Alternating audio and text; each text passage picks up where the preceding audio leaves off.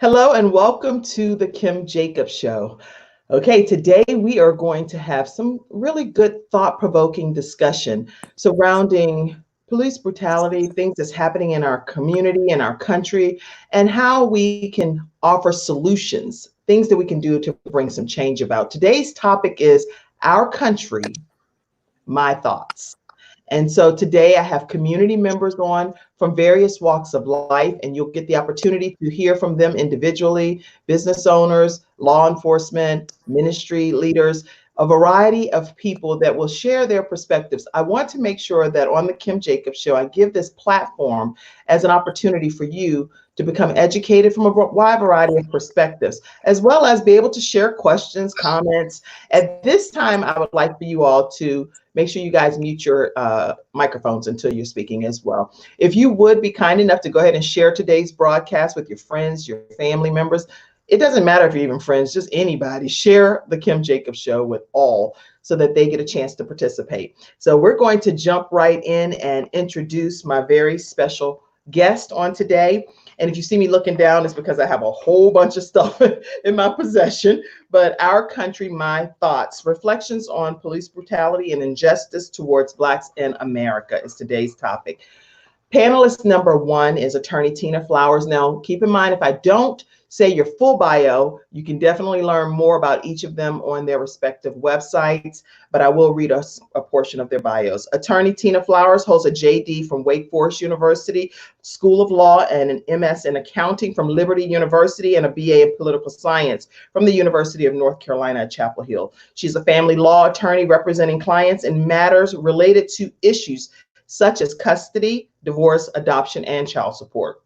And she is located right now. Where are you located? In the Winston-Salem area. So make sure you know that attorney Tina Flowers is located there. I have Joel Johnson is the president of Johnson Ministries.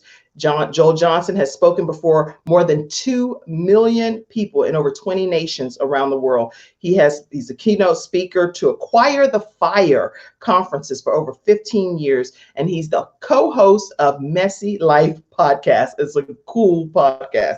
He's married to Casey Johnson and also has Lincoln is his son and daughter Reagan. They live in Charlotte, North Carolina. Welcome to you, Joel, as well. Jason Wyden.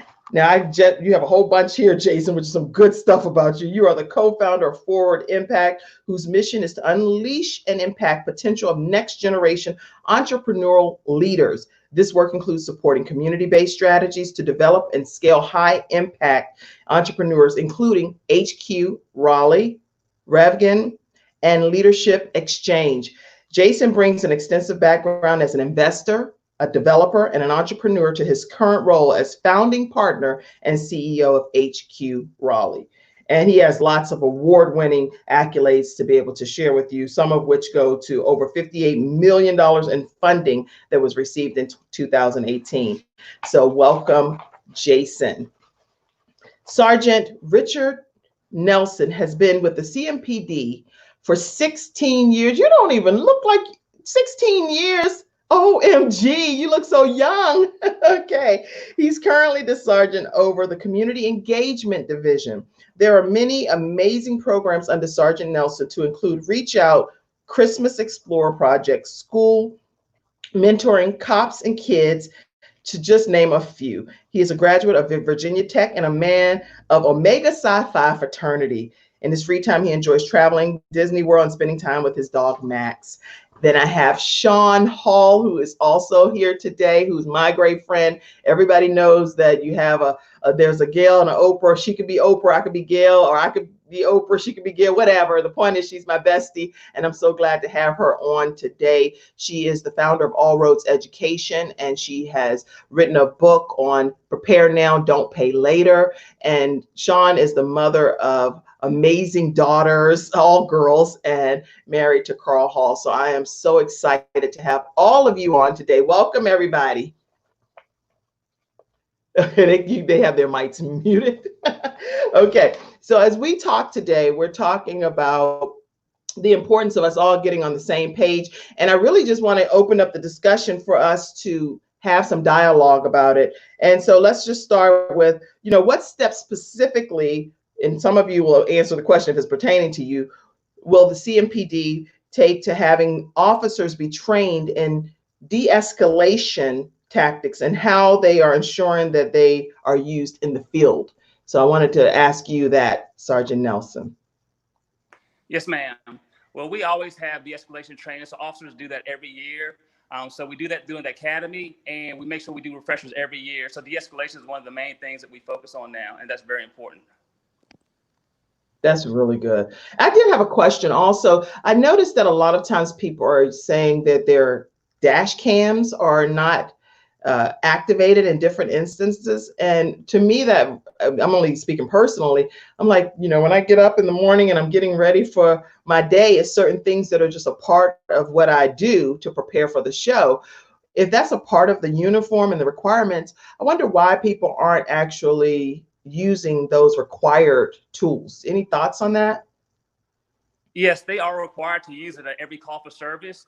At a certain point, they can turn it off. So when you get there, your body worn camera has to be on. But when the call goes from what is going on to the actual investigation to where nothing is happening, you can't turn it off at that point.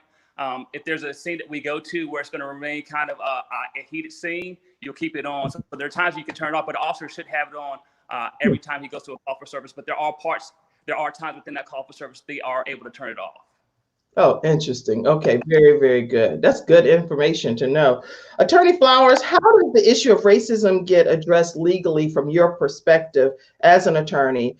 And yes, we have the Civil Rights Act that's been passed in 1969, but what about now we're talking about from your perspective?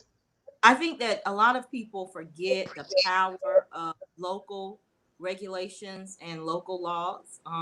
So from a practical standpoint, something that every concerned citizen can do is just to request of their city council to take a hard review at the community policing policies that are currently in effect.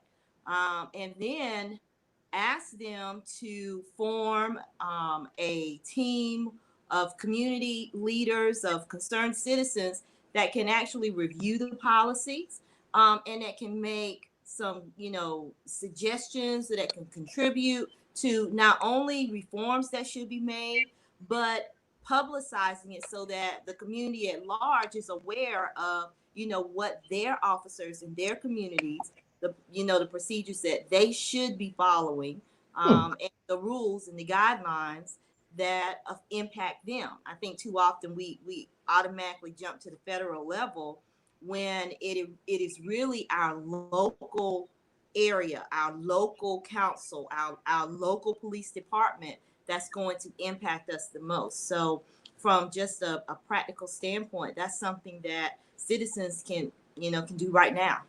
That's really good information. And when you say citizens can do that right now, how, like, people want change and they want to see some action happen, but when they reach out to their local entities, how do they know who to even reach out to? Where do they begin? Where is like ground zero for them to say, this is where I go and this is where I start? Well, ground zero in your community would be, who is the council person that represents your ward? So that is as simple as calling City Hall. Okay. Give them your address. If you don't know, let's just say, every citizen should be an active participant in their local policies. But let's just say you don't know who actually represents you. Right. Call City Hall. They'll tell you who is your representative. And because you're a local council person, they actually will have a smaller constituency base. And so it's a lot easier to get to them. Your local council meeting when city council meets, it's an open forum so that the community is able to attend. People just really, undervalue the impact that you can have on your daily lives just by being involved in the local governance and the local politics. I love that direction and that feedback. Let me ask you, Mr. Whiten, Jason Whiten. Now, you said you actually sent out a company-wide email and you took a pretty assertive stance towards everything that's happening. What made you send that email out, and what is your leadership started planning as a part of making some action happen towards the email that you sent out to your team? Absolutely. And to clarify, I represent a community of over 400 member companies, all different types of companies, and over 1,000 members. Yeah. And there's about 10,000 people that follow us that letter went out to. And I think, like a lot of us, especially as a white person, as a business owner, as I spoke about in the letter, who am I to comment on the current situation? And I started to think about that and thought, well, that's the problem. It's not someone else's problem. It's all of our problems. It's my problem too. And I happen to be in a position of influence. And I need to do more. I mean, we've had one of our core values has been embracing diversity for some time now. And all of our partners and our team, we're all very well-intentioned people. And quite frankly, we've done good for the community, there's no doubt. But if you look at yourself in the mirror and you look at what you're doing, can you do more? Right. And the answer to that is, and the tough answer to that question is yes, right? So there are a number of initiatives that we've had that have either fallen by the wayside or that we haven't necessarily put the time and resources into that we should. In the world that I work in, it's about creating access. It's about making opportunities available to all people outside of my sphere of influence. It's about wealth creation and creating social and economic impact. And I have the ability to look outside, very intentionally look outside my sphere of influence, because I don't necessarily in my daily life commune with people of color. I do from time to time, but oftentimes my friends and my family live in the white community, and oftentimes an affluent white community. So I have to be very intentional as I'm looking at engaging others in opening up our community to those folks. And intentionality is really important. We have a Rooney Rule, which we've used for some time in our organization.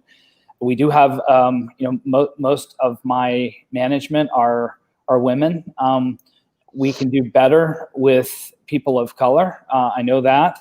But the other thing is we have some programs that we're rolling out that specifically offer help to curate assets for underserved communities. And that will help those folks find coaching and mentoring and have access to our programs. But most importantly, and this is where I think I can help, is access to capital. Because if at the end of the day, you can work as hard as you want, but if you don't know the right people, and if you don't have access to money, it's an uphill battle. You're pushing a big old boulder up a hill. And I had an affluent friend of mine send me a note after that letter saying, at the end of the day, Jason, how to bring about freedom and equality is to do like me and you did and just work our asses off. And I wrote back and said, that is half the battle, my friend. I'm fortunate enough to have friends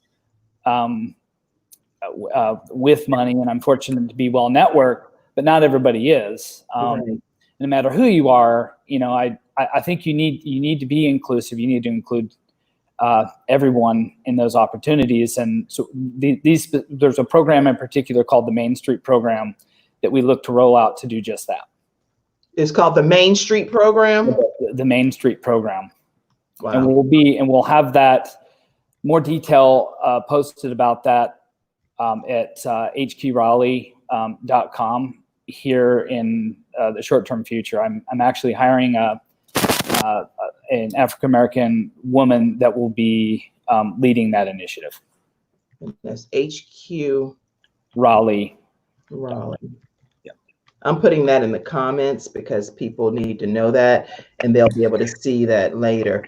There's the Main Street Program that Jason Wyden is rolling out, and you can find out more information coming very soon on hqraleigh.com. And one thing, it made me almost cry.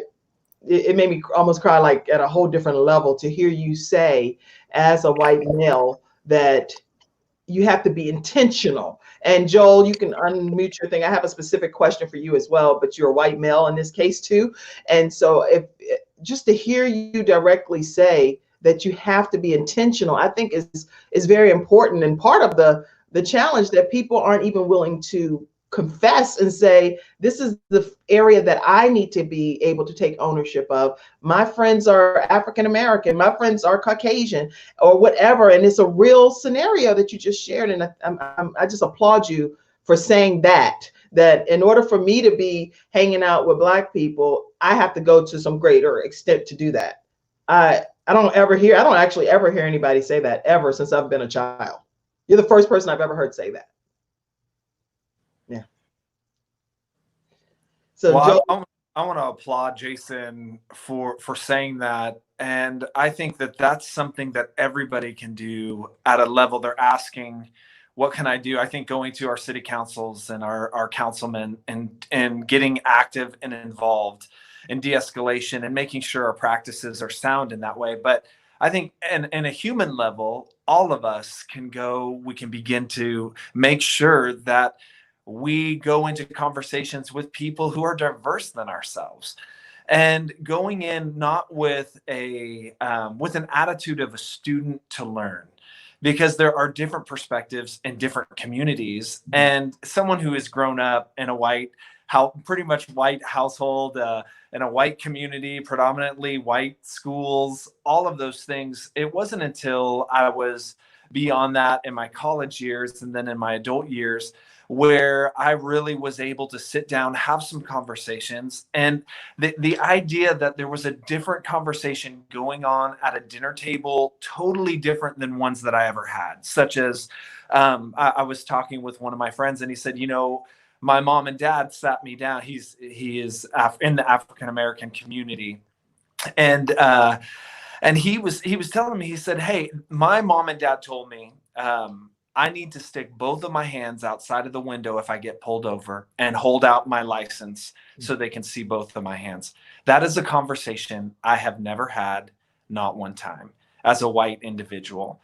But I think a lot of people in the white community would never even guess that that is something that is an issue. And I think there are people who are waking up to that idea.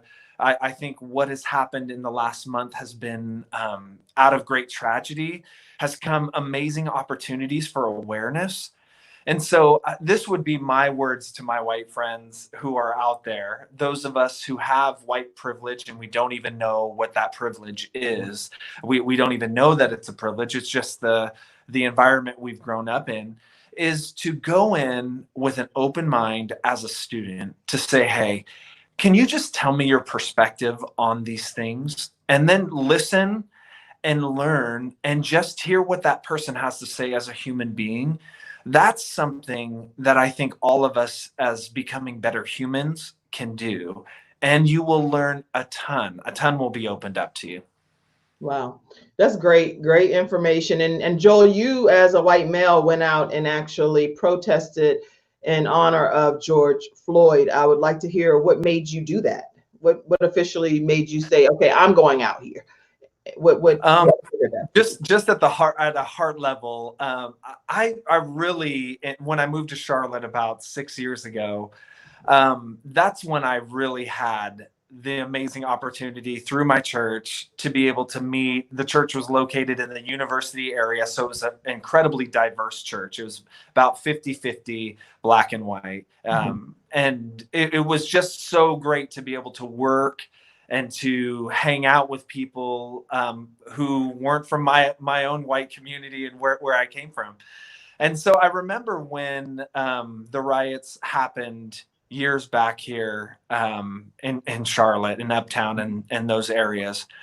And I remember thinking to myself, I was talking to them and we were talking about it, but none of us entered into that opportunity to make a stand or a commitment. And I felt in me, I said, that was always a regret of mine. And so it was an awesome opportunity. We all got together.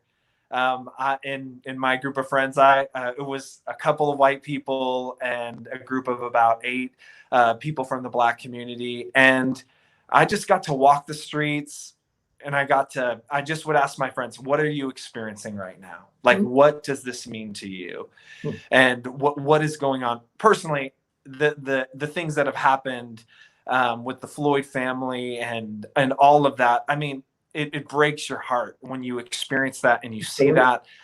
But I went out there to share my opinion and to give my support, but also as a student. Once again, like I have never experienced discrimination from an officer using their authority in an abuse of their authority. So I would just encourage those from the white community, you need to have friends who are diverse from you and be open to what their experience is. Okay. This is good. Good. Sean, I wanted to ask you, how are your children being impacted? And not just your children, but children as a whole, because you deal with a lot of children that are preparing for college. So you're directly talking to the parents and to their children as they're preparing for college. How are you dealing with this? And students that are across social media, what are they dealing with and seeing from your perspective?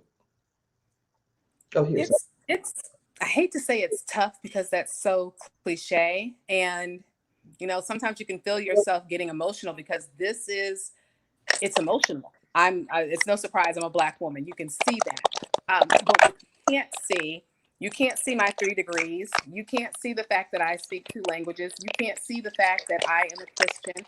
What you see, is this me crackling? Yeah, something's crackling. Mute your mic. Is somebody typing? Okay. Sean, unmute yours. Okay, go ahead. We're back. Go ahead. You're good. Okay. You can't see those. Can you start back over? Let me just ask you the question again, because I don't want people to miss the essence of what you're sharing, which is that Sean Hall deals a lot with parents and families, children preparing to go to college. A lot of them are saying things on social media, and she's getting firsthand experience because she's helping them prepare for scholarships. So how are you dealing with this, Sean? I'm being very intentional. I am telling parents who have children, whether they are Black, white, Puerto Rican, Haitian, it doesn't matter. I want you to express how you're feeling on social media, but be careful. And not be careful in terms of not having the feeling, but it's all about expression. There was a student, I think it was Marquette University. He got a full lacrosse scholarship that was rescinded because of the racist remarks that he made. And they said, hey, we are a Jesuit university. We're still true to our core. We can't have that here. And when students start to see that racism is expensive, that's just the best way I could say it. Racism is expensive. If you think for 1 minute it's not, look at the businesses that are being burned down. Look at the companies that are being burned down. And all of its expense, it's not more expensive than human life. It's not more expensive than the seeds that we are sowing. Because if I look to my mother, that is my history. And if you take her away from me, I don't have that. And if you take my children away from me, that is my future. And that is what racism cost us. It cost us our history. It cost us our future. And young people need to understand, when you do the blackout box for Blackout Tuesday, and people are like, oh my God, yeah, I'm participating. And you feel so great about yourself, but yet you still have people on your timeline who are calling people niggers. You still have people on your timeline who are saying, like you were saying earlier, Jason, just work harder. Don't tell me Black Lives Matter, because they don't. Don't tell me that you're with me, because you're not. You're with me with your statement, but not with your actions. And parents have to know, with everything that's within me, check your kids' social media. See what they're saying, see what they're experiencing, because those same friends that your kids are playing football with, that they're playing basketball with, those are the same kids that are not being nice to your children. And I don't mean to make it sound 7th grade. We're all adults here. They're calling your kids niggers. They still have friends that are saying the George Floyd challenge. And I don't know if any of you all know what that is. So let me tell you, it's where white people, unfortunately, are getting together with their white friends, and they are kneeling on their friend's neck while they're laughing. It's not funny. because the truth of it is George Floyd could be Carl Hall, who is my husband, that I love deeply. And when I think about these kids taking it so lightly, taking life so casually in an experience you will never have, it's not funny. And it makes me think, and all that we're doing to move the needle forward, if we go back, we're no further. And that's what's hard, to think that we fought so hard. And I wasn't even alive during the civil rights era when you're talking about 1968, 1969, and Dr. King being shot and killed. Mhm. And you're talking about Malcolm X being shot and killed, and you're talking about Bobby Kennedy being shot and killed. All of that death hasn't yielded us one single thing. And for people to say you're further along, you had a Black president. Yeah, we did. We did have a Black president. We also had a Congress and a Senate that did everything they could to block everything that they could. Even when you talk about police reforms, people don't talk about what Obama was able to go out and do in terms of having the Department of Justice go and investigate and look at these issues across the municipalities that govern our country. We're here. It's 2020. George Floyd is not the only Black man to die. Nobody's talking about David McAtee in Louisville, Kentucky, who was a business owner and shot dead by police. And they didn't have their body cams deployed. Some might say conveniently. The grocery store across the street that would have had the camera, it burned down too. Coincidence? I don't know. Nobody's talking about Breonna Taylor, who had her home busted into by the police on a, what is it? I guess a no-knock search warrant, shot up the home 22 times. She's dead. That happened in March. Right. We didn't find out about it until May. And so when I think about our kids, you're getting a history lesson right here. You don't have to read books, you're living it. And the writing is on the wall. It's on your Snapchat. It's on your Twitter. It's on your Twitch. It's on all of that. And this is, part of me wants to say it's on all of us, but if I can just be honest, I didn't create this system. I don't know that it's on me to fix, but it is on me to be open. It is on me to take people up on their offer. And I'm just going to take the liberty to say, I reached out to Jason because I got that email. And when I saw it, I said, you know what? This is somebody wanting to make a difference. Right. Now, I'm going to be honest. I had Jason a little mixed up with another CEO who had done some things for HBCUs that, it didn't continue all the way. But what I loved about his heart, and hear me when I say this, he didn't say, hey, wrong guy, not going to be able to deal with this. He said, hey, I don't think you have the right person, but I hear you on this issue and I want to be a part. And so him being here today is a testimony to somebody reaching out. And it is on all of us who are Black or white or concerned, period, to reach out to other people and say, hey, get some skin in this game. Hey, I want to hear your voice because it matters. So that's what we're dealing with. Sean, thank you so much. And so I do want to also get all of your perspectives. Anybody can unmute your mic and share your own perspective on this whole George Floyd incident and what's happened and how it's impacting you and your respective role. So you can definitely unmute your mic and share any of your thoughts as well. First of all, I want to just applaud Sean. Thank you so much for opening up your heart, sharing that. We are in a unique opportunity, and beyond just being a minister, I also I was a political science bachelor, history minor, and have a JD, a Juris Doctorate as well. So I understand some of it from our historical and our legal perspective as well. And I just want to chime in that whenever a nation decides to legalize slavery, what they do is they have to, on a psychological level, then they have to dehumanize those individuals so that they can have them as slaves. And I think that we are at a place where 1 or 2 generations, we aren't going to be made totally correct and right, all of the dehumanizing that has happened. And so here's where all of us come together, because there is more awareness in white communities and across all communities in America, every shade of brown, than there is before. We are going to have to join together now like we never have. Here's the problem: it's communication. I can tell you in the conversations with my friends from the Black community, I make mistakes in how I communicate things all the time. In the last 24 hours, I put a post or whatever, and all of my friends from the Black community are helping me, and they're like, "Hey, you shouldn't say it this way. This is offensive this way. That you're communicating something totally different." Those are good friends. Those are good friends that would actually. Those are my heart and soul best friends that they're open to that. So here's what I am encouraging all of us to do from every community. We need each other.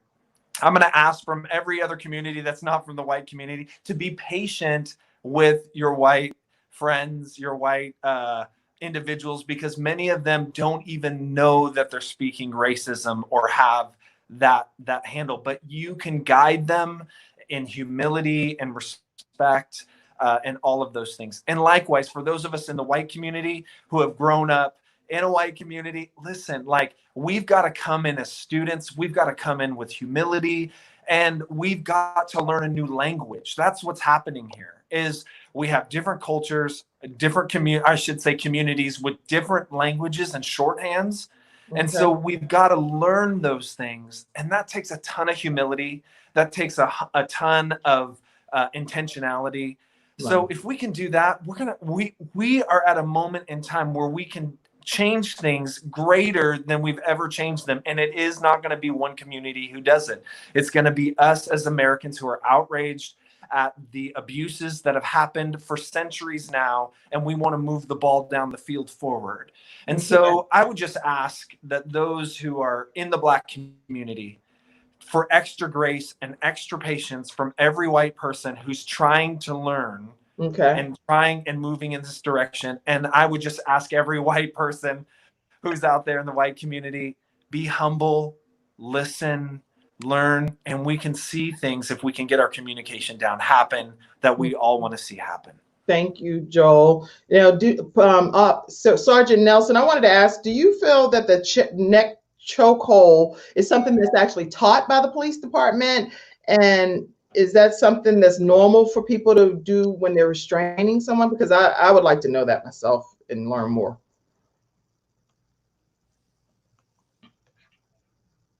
Unmute yourself, Sergeant Nelson. Is that a technique that's actually taught? Do you know?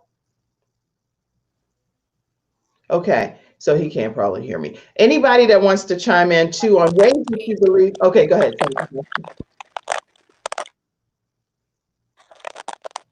Sergeant Nelson.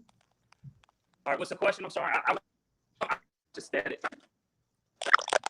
You know, it's a lot of static. Come back, go back out and come back in because it's real staticky. And then I'll come back to you. But anybody else that also, let me pull in this young lady right here. Okay, you are on. This is Grace Hall. She is a teenager, daughter of Sean Hall, and she's 15-year-old sophomore at Morrisville High School.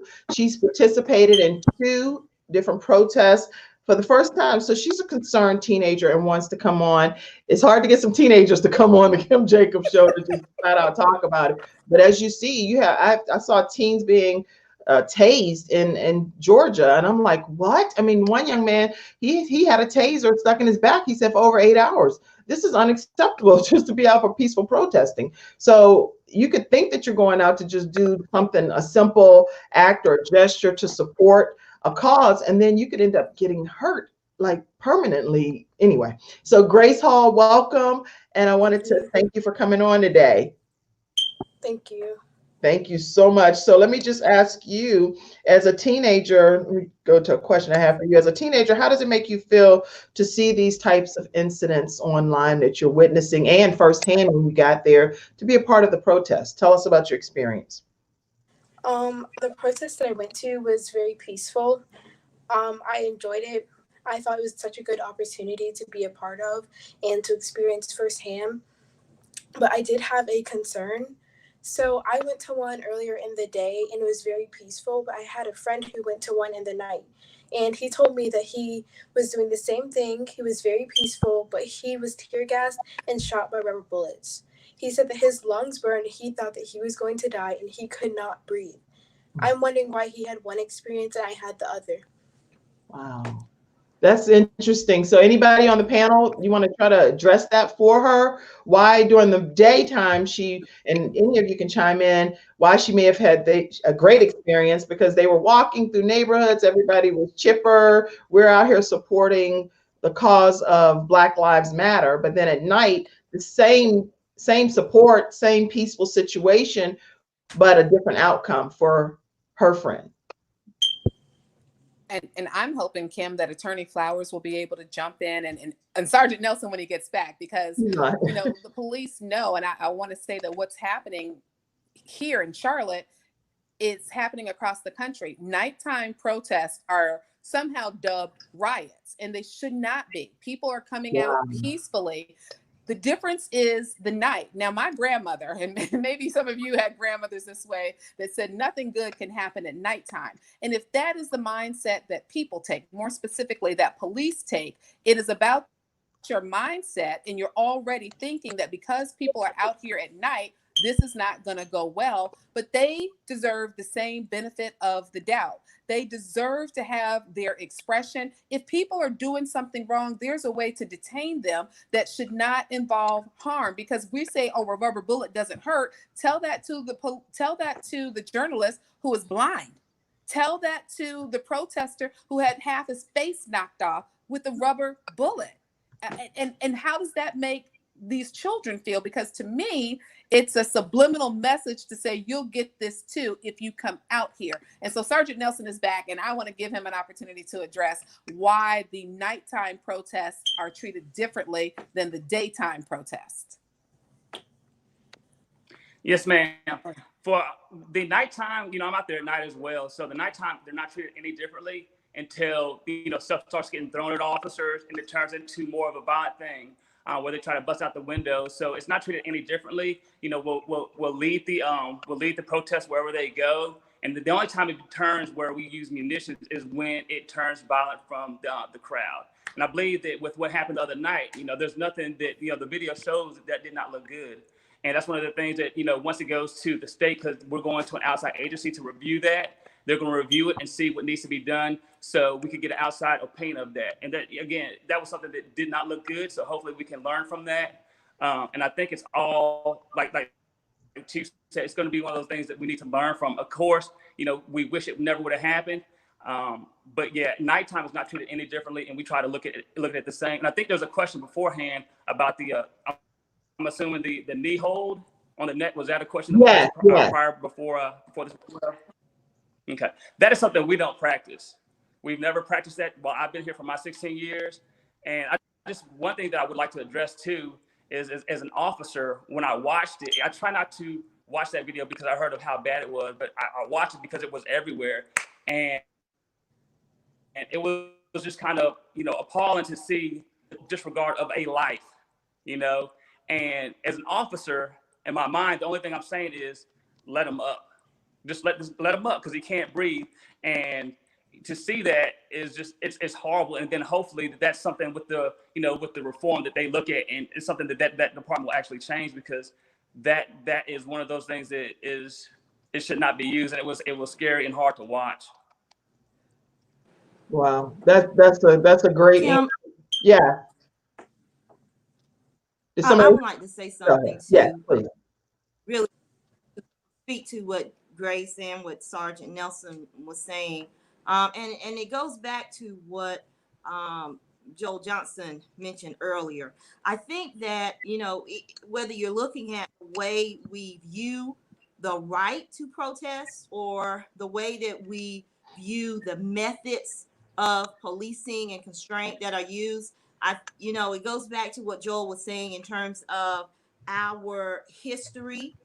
And you have to think that most individuals in this country, most people who identify as white, they view that their independence, their right to life, liberty, the pursuit of happiness is God-given. It's inalienable.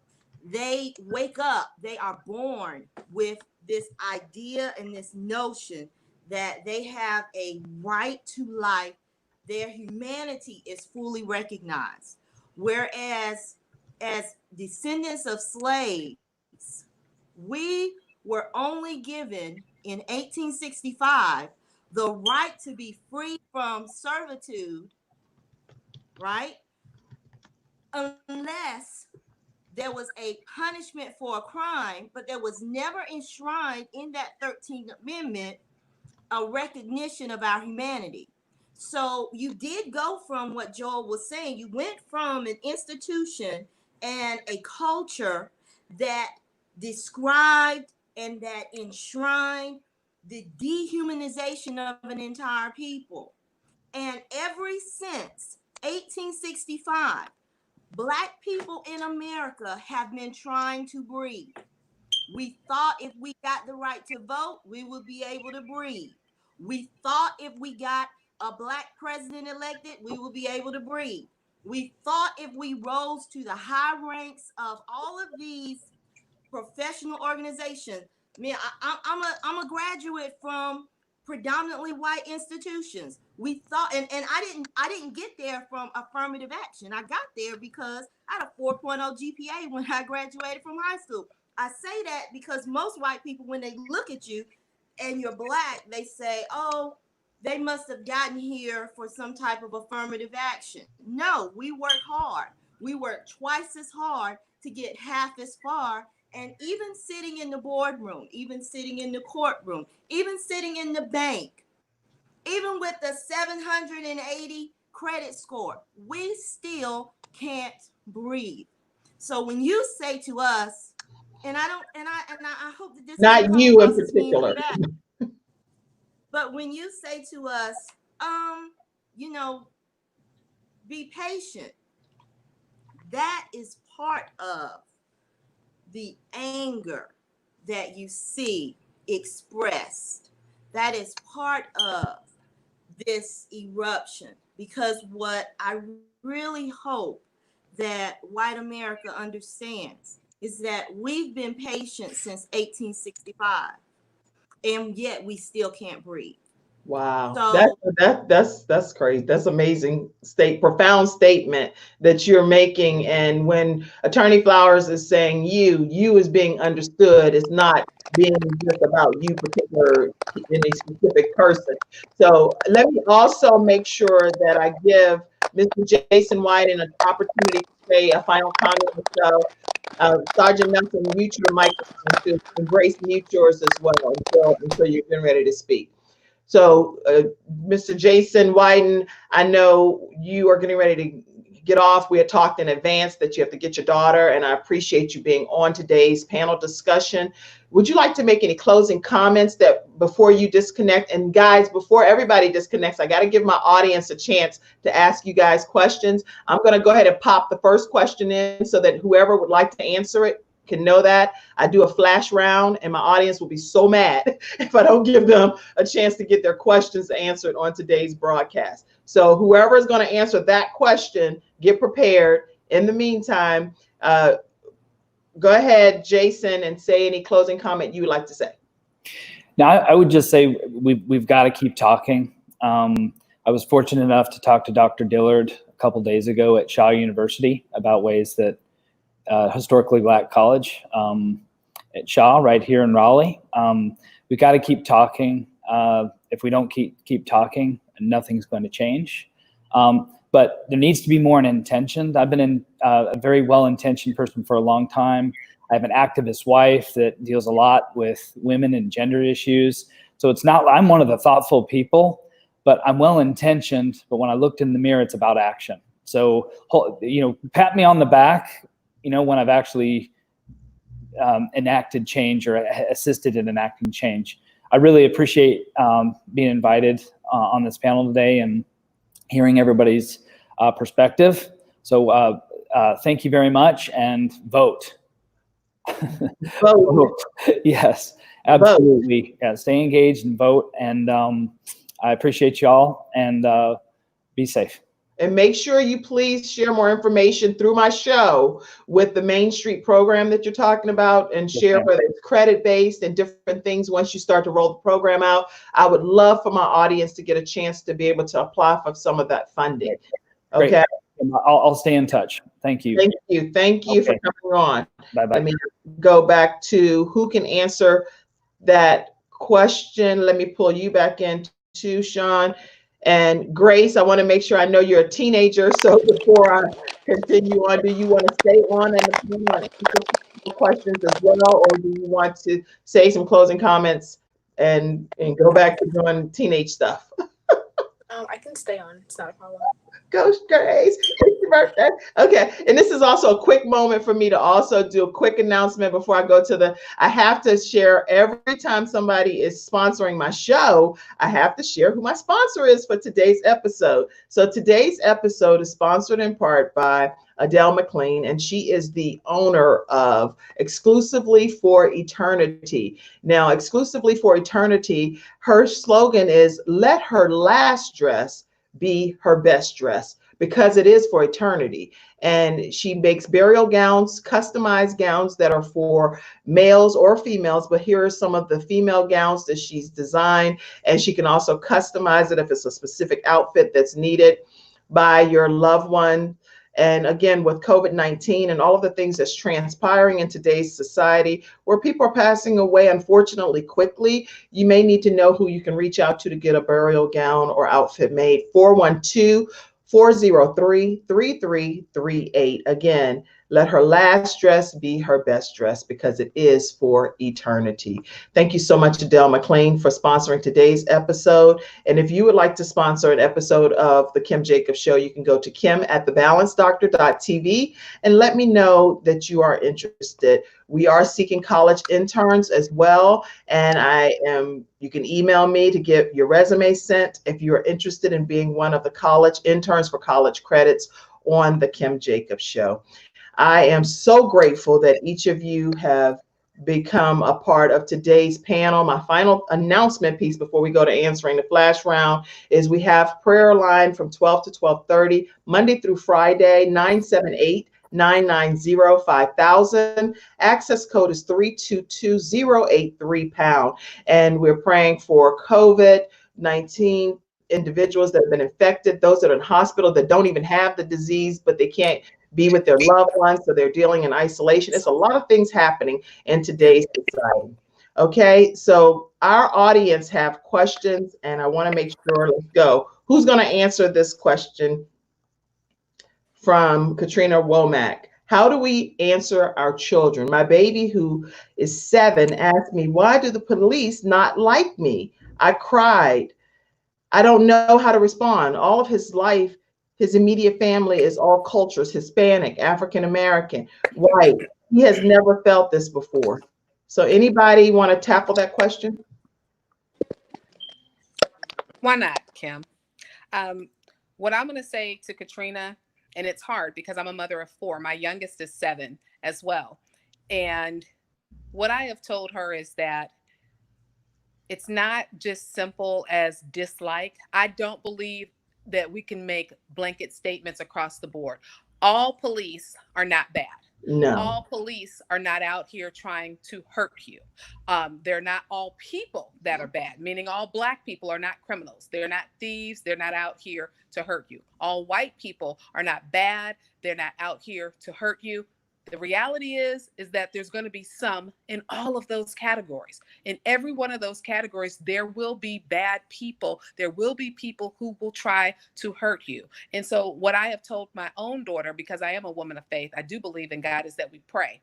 We pray for those who would despitefully use us. We pray for those who don't know what they do. We pray for those, even if they do know what they're doing, that God would turn their heart. And for a practical sense, because I can hear people saying, "You prayed all this time. You've been praying for 400 years. And you're exactly right. It's time for action. The action is this, that you surround yourself with those people who love you. I can't worry about those people who don't love me. I get my validation from those people who do love me, who do see me as a person. And the responsibility I have is to make sure that my children know that good and evil do exist in this world. that you can do everything right. I can put my hands out the window. I can put them on the steering wheel. And the disconcerting part is, while I may not be able to control whether or not I come home, I have to make the effort. So I would hold on to my baby, explain what's going on, and then let him know, truthfully, Trina, because I know who Trina is, that as a person of color, as a young Black man or Afro-Latina, people are going to see you as differently. That doesn't mean that you have to see yourself differently. Right, that right. you still have a voice and that you still matter in this country. Okay. That's what I would share. Excellent, Sean. Anybody else want to tackle this or go to the next question? Oh, okay. Justine Hilliard says, thank you, Mr. Johnson. It was something you must have said earlier, and she just wants to say thank you. My audience does shout outs. Janelle says, some would say we've been patient for too long. More compassion is shown towards animals. So it's not a lack of knowing how, it's a choice of who. Wow. Okay. And I think sorry, you can go ahead. Go. You go ahead. No, I think that we, just to go back to what Tina so eloquently said, I think we have to understand that we are in the midst of a human race. Like we need to push forward anybody who has been marginalized, dehumanized. Of course, I'm a minister and I'm a follower of Jesus, but that's the whole, if you're a woman, if you're a man, whatever nationality you are, we need to be in the game of pushing humanity forward. And that's where we can take action. If we're seeing that some people are marginalized, or some people, there's an abuse of power by some police officers, which I love our police officers. But if there's an abuse of power, that is the moment where we have to be outraged about that. We need to send in the letters to our local officials. We need to do everything that we can. And I'm speaking out and passionately about that, but this is our moment, I think, in time where we can come together and we can push the things that we need to see through that we have never seen before. But I also think it's another time for us to get better as humanity and to push that ball forward. I may not be completely addressing the question there. No, you're doing a great job. So this is great. This is our moment as humans, as citizens of the human race, to say, okay, we need to sniff out, discover, poke into, and remove every kind of dehumanizing things that have happened. We can't change the past. We can't change that people from this nation took people from another nation and brought them here and dehumanized them. That was awful. It was inhumane. It is god awful. But now is our moment. There have been so many people who have laid down their life, who have prayed those prayers, but not only prayed those prayers, but have given their life, have given up their life. And this is our moment. I think we're at a tipping point. We're reaching critical mass. And now is our moment, whether you're white, in the white community, whether you're in the Black community, no matter where in the Hispanic community, let's move forward together, give each other who are allies grace to learn and the humility to walk forward. But we're not going to shut up. We're not going to stop now. Right. We're going to press forward, whatever color, whatever experience we've had, and let's do this together. I think if especially the white community, I can speak to those people, be humble, be a student. If you'll just come with a humble student and you'll say, hey, I'm here to help me to be able to help, teach me, help me to learn how I can communicate better, we're going to see the change that we want to see. But we got to keep moving forward. I want to just keep affirming the Black community. Please be patient in your communication with us, with the white community. Please be patient, but also be powerful and speak the truth. Don't hold back. Don't be timid, but let's move forward. This is the moment that we have once in our historical lifetime. So let's keep pressing and not give up. You're preaching, and that's why God has made you a minister of the gospel, because you have a lot to say, and it's very noteworthy. Sorry, I try to hold it back now. Kim. No, Thank no. you. No, Like the no. old joke goes, you know, Dad, what does the minister mean when he says in conclusion, and you know, the parent turns over and says absolutely nothing. Anyways, That means absolutely thank you. never hold back on the Kim Jacobs Show. I am honored that each of you have been on the show and that you're a part of the panel today. And people still have some more questions, so I don't want everyone to disconnect, but I do want to give Attorney Tina Flowers an opportunity because she has her 12 o'clock Zoom. And Sergeant Nelson, I want to make sure I talk a little bit about this card for a second, which is the card that I've given my sons and what they are to do. And you may have it or you may not, but it's from the CMPD police saying what to do if you stop for an investigation, stopped in your car. So that's something, if you just have a few more minutes to stay on. But Attorney Flowers, any closing comments out of courtesy for your noon Zoom that you told me about in advance? I think I'm doing a great job, everybody here. You're doing an awesome job. Go ahead. Your phone is muted. Thank you so much for having us on. This is wonderful. It's been wonderful dialogue. I really appreciate it. I'm honored that you asked me to participate. Thank you. Thank you for being on. Have a great Zoom. And please come back if we're able to do something like this. Okay, some more. Let's see. Let's go to somebody. A few more questions that we're going to be bringing. We have been patient as people for nearly 500 years. That's my brother Courtney saying that. And let's see. Okay, Attorney Flowers, well said. Justine Hilliard says, that's right. It's about action. Toya Bailey, how do we get our cultures to want to learn about the African-American culture and why people are so outraged? Anybody can tackle that?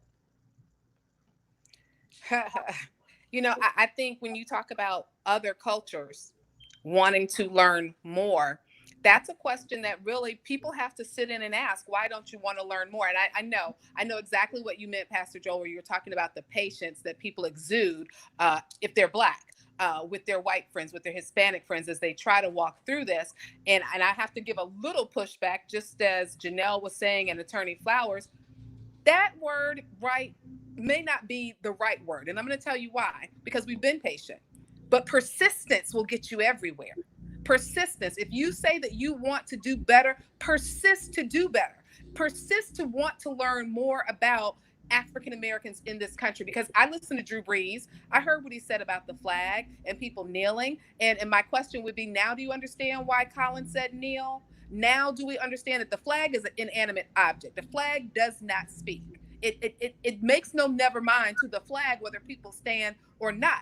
And when people say, well, you're unpatriotic if you don't stand, it would be as if Black people didn't fight. What people don't realize is if you didn't have the Tuskegee Airmen who were out there fighting against the Germans, we would have gotten our butts handed to us. But we were in that war too. You had Black people who, when they came back, Black servicemen wearing their uniforms, they were beaten up. They were killed in their uniforms. And so when we say, please be patient, I think we're saying be more persistent. I think when we're talking about people wanting to learn more, Toya, that has to be something that comes inside, and it can't be motivated from fear. It can't be motivated because you don't want your business to burn up, or you don't want people to like you. You don't want people to boycott you. It's kind of like Nike. You just got to do it. And I want to say this because Janelle said something, and I don't know that we hit to the heart of it.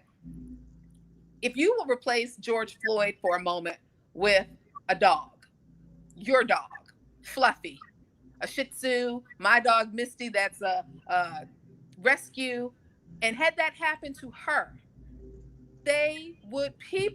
white people, I'm just going to be honest, would have lit this country up. They would be rioting in the streets with their dogs, saying that dogs matter. We don't have that same concern for Black people. Because I could say, well, what did that dog do first? We've heard that. Well, that dog, he was rabid before. That dog had a history. At the end of the day, none of that matters. And if we go back and we think about a Black man who was interacting with the dog, Michael Vick served more time, 18 months to be specific, than any police officer combined out of the 400 shootings of unarmed Black people. Okay. Sit in that for a minute. Wow. Well, go ahead, Joel. Can I say something? Yeah. Jump in there, Sergeant Nelson or Joel. Somebody. Who's going to, well, a couple of things I want to address too that I haven't been having mic issues is, as an officer, I think a lot of people, if they're thinking that George Floyd is the reason everybody's upset, that's not it. Right. They're upset at 200 plus years of bad policing. They're upset at 400 years of oppression. And we're part of the constructive conversation team. So we've actually been going into where they've had the different protests. We've actually gone to the crowds and talked to people. So they're not mad at just George. They're mad at George Floyd, but that's just not it. So they're mad at the fact that they don't have a voice. They're mad at the fact that they're patient. So the patience is, I know they talked about that before. Patience is one of the things. We've been patient. When are we just going to be equal? So there's a lot of things that we need to first, as a police department, acknowledge that there is that police brutality, that there are ways that we treat people that are different. So the biggest thing is to acknowledge that and to work on ways to getting better with that. And the one with the person who said something about their child being a police officer too, just to experience that, it hurts, because one thing is, I'm a person, first of all, Yeah. but then I have to understand that there's been the 200 plus years of the bad policing that have led to this child being scared of the police. So there's things that we need to do too, to make sure that we're in the community, to make sure that we're talking to people, showing them that we are people, that we realize that they're people, and trying to figure out a way to end this together, because there's going to have to be something done where, as a community, we're going to come together and say, you know what, this it has to stop, and we're going to work on ways together to making it better. So I did want to add that. Excellent input. Joel? Yeah, I think that's great. And Sean, I just want to tell you again, that word patience, as a person of the white community, you persistently yet lovingly said, hey, this means something different to me than it means to you. So right. This is the communication that that needs to be happening. Jesus said, speak the truth in love. And I think he is the greatest agitator of all time. I mean, all of our agitators today, whether you're MLK to Gandhi to whoever, have William Wilberforce, we can go throughout the agitators in history who have been, who have used Jesus as an example. But I think that that's what we have to do. I know from those in white communities, and I'm not speaking for everybody, but there is a lot of guilt, and we don't know how to approach the subject. It's not that we want other people to be patient. It's just that sometimes we're like, we want to help, but we don't know how to act. We don't know how to help. We don't know. And so that's where the education has to come from. I would say it's best done one-on-one with people who are at your work or colleagues or at your church, and educating those of us who would say, hey, I want to be a help me to help me to learn the communication, the language. So I think there was a great, actual live example of what it looks like to begin to work together and to say, okay, maybe you don't want to say that word. Maybe this is a better word to be able to say that. I want to encourage everyone who would, if there is dehumanizing happening, that we need to be persistent. Don't give up. Keep it loud, and also, but say it loving. My wife and I, when we get into fights, here's what we always say. We say it messy, but say it kind. And if we can do that persistently, I think we will see the white community be able to help in a greater way to be able to change these things. And that's just a few thoughts on my end. Well, those are some great thoughts, and I've been flashing in different comments. A lot of people are saying no more patience, be persistent and on purpose about affecting change in the world, take action. Some people are saying that, hey, this is a great show, awesome information. A shout out, that was a thank you to you as a teenager, Grace, that came on today's show. People were really grateful for that. Yes, officer. Thank you, Sergeant Nelson. And all of the information, there's so many comments here. There's justification to be upset, but at the same time, we have to curb the lack of respect many have developed for police officers. We need them as much as they need to know that we're there to serve and to protect everyone. We only defeat the purpose of protecting if we don't respect the law. Can I speak to that though? I want to say something because I think that Allison is on to a point, and I think there are flashpoints, right? There are words that are flashpoints when we talk about respect. Respect is earned. Respect is earned. And Officer Nelson said it perfectly. There's been 200 years of ineffective policing towards Black people. Because see, everybody won't agree that policing is ineffective. When you had Animal Amy in Central Park who used her white privilege to call the police, the protection agency, not my words, her words, it was working for her. It worked for Central Park, right? For those men who were there and the police were called, it worked for them. When does it work for Black people? And so when we talk about respecting the law has not respected Black people in this country. The laws have been designed to not work necessarily in our favor, because people can say justice is blind. That's a lie. Justice is not blind. Justice is in that courtroom when the DAs are sitting there working with the police, because the police are the ones who make the cases for the DA. Justice is not blind. The law is not blind. And so those are things that I, as a Black woman, have to teach my daughters to understand, that if we're going to work in tandem, it's not just all on us. It's been on us for way too long. And us as Black people, it's got to be on those people who are in power, who make the laws, to look at that and say, hey, we've got to do better. We've got to do different. We've got to do different. And that's something that I can't let just ride. We've got Senator Paul Rand holding up the lynching bill, the proposed lynching bill. Why? Because he said it might impact too many people who end up doing minor bruising. I want you to think about that. If someone is trying to lynch me, does it matter that they were successful, or what happens? Should they still be charged because they did a minor bruising? That mindset is sick. And yet that is one of our lawmakers in this country. So no, I can't just go with respect the law. We have to respect people first. Respect people. I love that comment. And by all means, anybody else can chime in as well. I just have a few more questions, because these are some really good questions and comments, and I don't want my audience not to get the opportunity to get an answer. As the mother of Black men, I will never get over the fear of wondering if our sons will be coming back home when he walks out the door. To know that our son's life expectancy is far less than mine is overwhelming. It's a sobering reality that we live with as mothers of Black sons. Anybody want to address that? Okay. Well, I'll say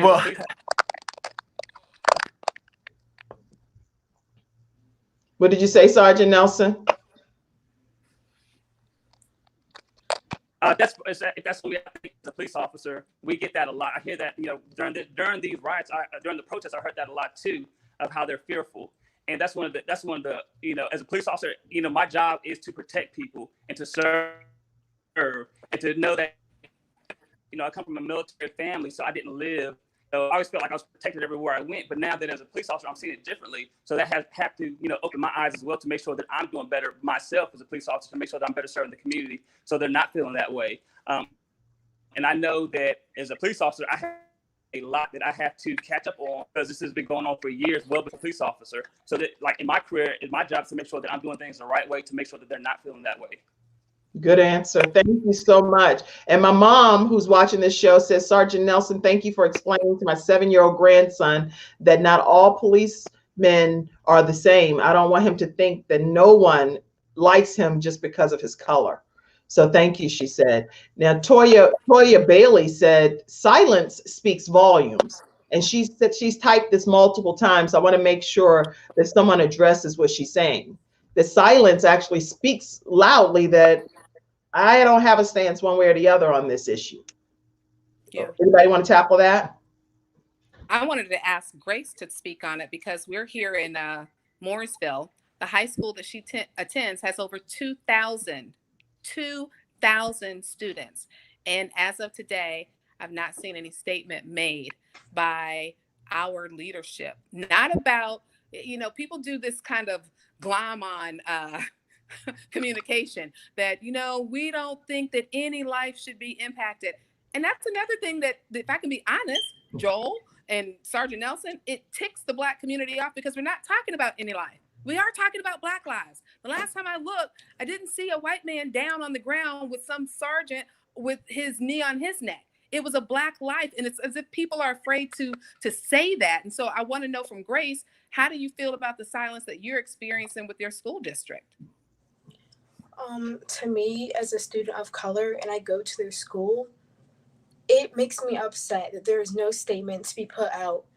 It makes me feel like they don't care about their students of color because they're not willing to speak out and make a statement. The only statement they made is when they were under fire for a student saying something racist to cover their backs. That's the only thing they said.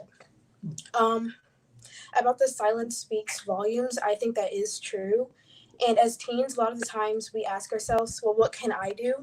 Because we might feel like our voice is not being heard, but it is. We are the future and we will make a change. So some of the things I've noticed that we can do are two things. We can speak up and speak out.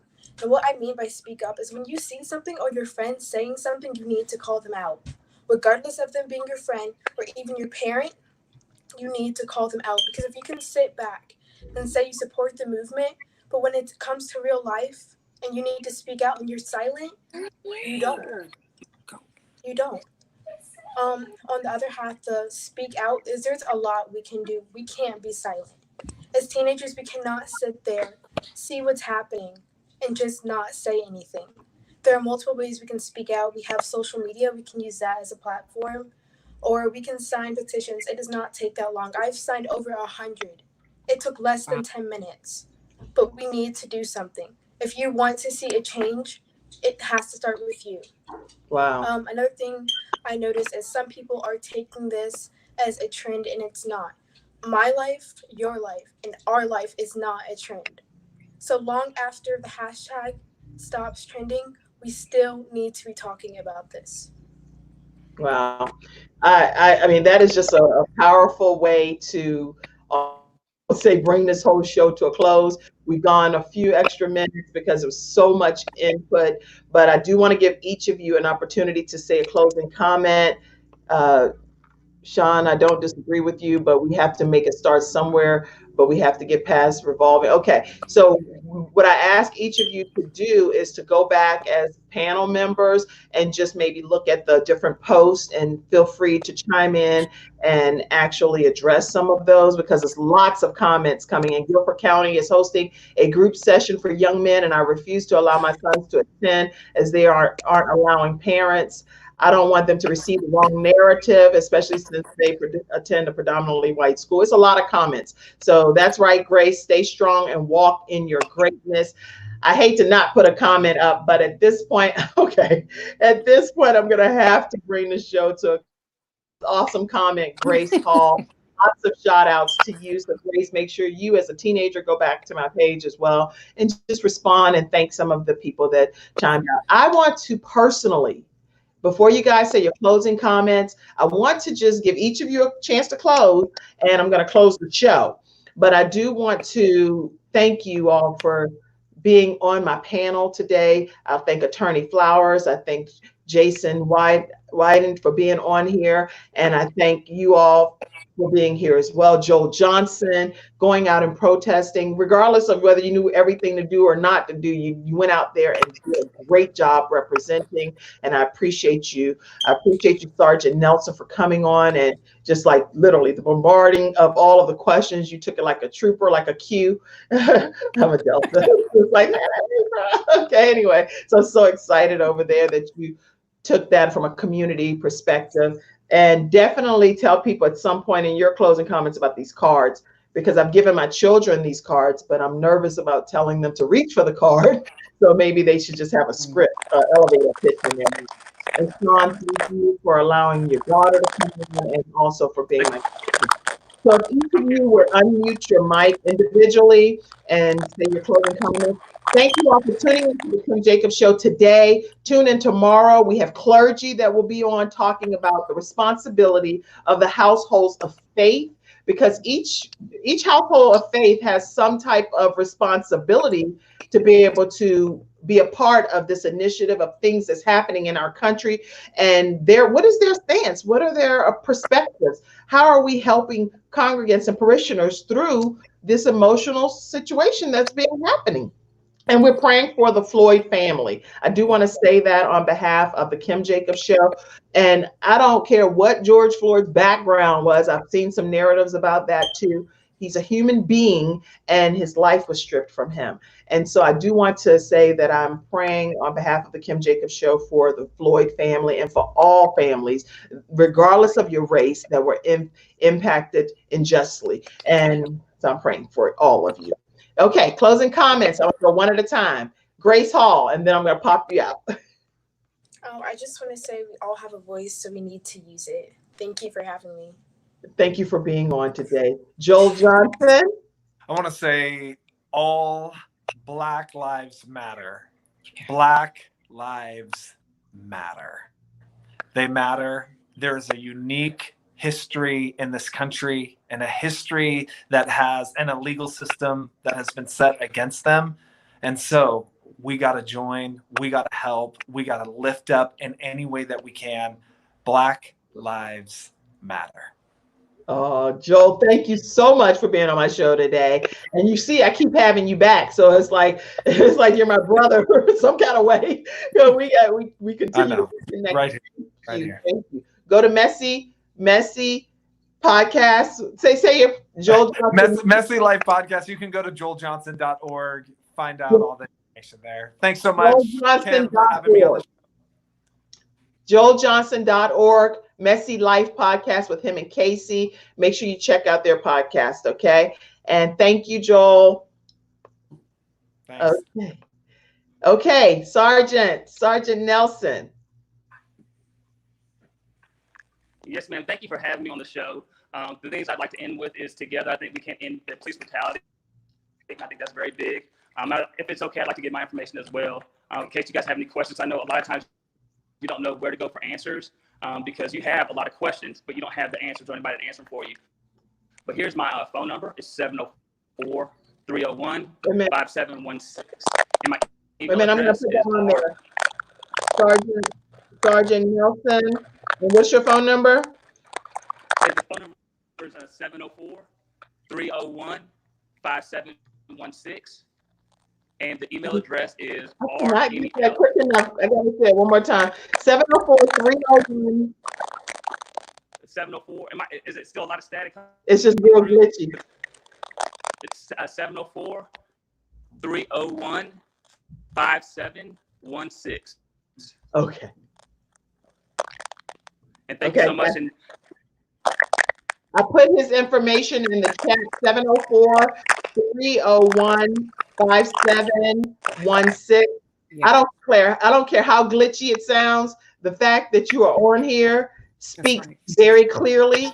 So y'all can decipher what Sergeant Nelson is saying, because it made a tremendous difference on behalf of CMPD. And thank you to your Chief of Police for allowing you to be able to do this as well. We don't take it for granted. And I hope we'll be able to have you on some future things. You are a blessing. Thank you. Thank you all so much. Thank you. And I am going to close out with my bestie, Sean Hall. Sean, closing comments that you like to share. Yeah. You know, I first want to give you props, because I know that this show is not easy. It would seem that it would be easy and a natural fit because you're a Black woman, a Black mother with a Black husband and Black kids. But that doesn't make this show any easier to do. I understand the realities of people coming back with hate speech and, wishing that you wouldn't have done the show, but I encourage you to stay the course, to keep doing the hard work, to do the hard things, to bring people together who don't look alike, who don't work in the same places, who don't live in the same places, because we all live on this earth. And I want to encourage every viewer to do the work. I know Black people, we've been doing the work, right? Just being Black is work in and of itself. I get it. But I'm going to push to go a little bit further. When white people, Hispanic people, Asian people reach out to you and they're asking how can they help? How can we make a difference? I think we have to do that. And so for me, I'm doing the work. I had a young woman who I went to high school with 30 years ago reach out and say, hey, I want to do something. I didn't just brush her off. I said, hey, I'm open to talk and we're going to get together. It's going to be probably about 10 or 15 of us, white and black women who live in this area, who are going to talk about the hard things of what we can do differently. And I want to encourage everyone to get together to do it. You may not want to, you may feel like you don't have to. And the truth is, you don't have to, and you may not feel like it. But if we're in this same place 5 years from now, it's on us, every last one of us. So thank you for having me today, Kim. I appreciate it. Wow. I can't even, that's just a great way to pretty much end. I hate to end. You know how you have a show and it's like you feel like it's really hopefully impacting people and giving people a voice and an outlet. And so I just want to thank you all for watching today's show. We are praying for, mute your mic, Sean. We're praying for the George Floyd family. I want to make sure I say that, and for our entire country. So again, Okay. nothing, huh? Can I just add this part that Yeah. I think is so important? There's a video Only that's because it's you. Only because it's you.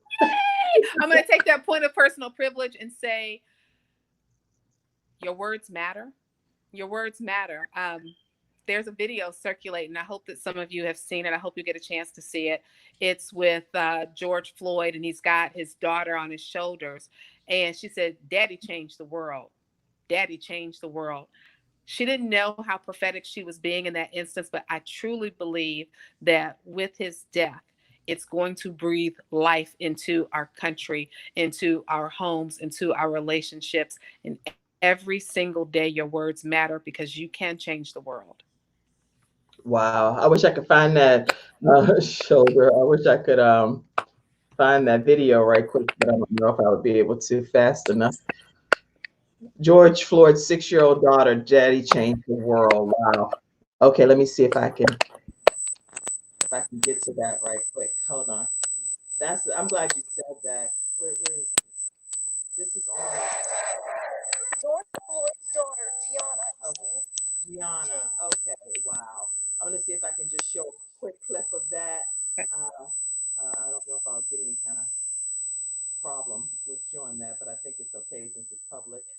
I'm going to reference where I'm getting the information from.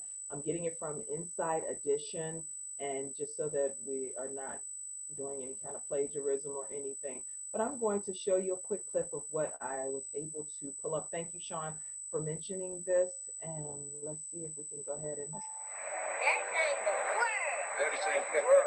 Sitting on former NBA player Stephen Jackson's shoulders, who's Floyd's best friend, the 6-year-old shares how proud she is of her dad's legacy. Wow. I'm gonna go back and see if I can just get that Players. clip. Sitting on former. Wow, Daddy changed the world is what I'm gonna go back and play it one more time. Wow.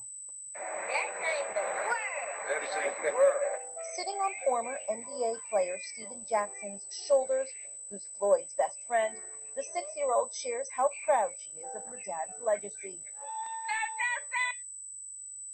Wow. I'm not going to play their whole interview because I don't have the rights to do that, but oh my gosh, to hear his daughter chant, Daddy changed the world. Everybody can resonate with that.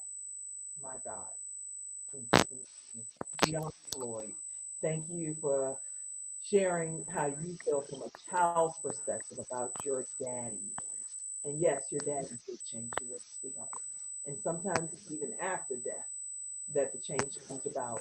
And we know that he had moved to Minneapolis to get a better life, and heard some things about, what he had happening in his life prior to what brought him to Minneapolis. I can tell you that we don't know when God is going to use someone to change other people's lives. Yeah. So, Gianna, your dad not only changed the world from your eyes as a child, he's changed the world for real, literally forever. So thank you all for watching the Kim Jacobs Show today. And tune in tomorrow at 11 o'clock a.m. God bless you all.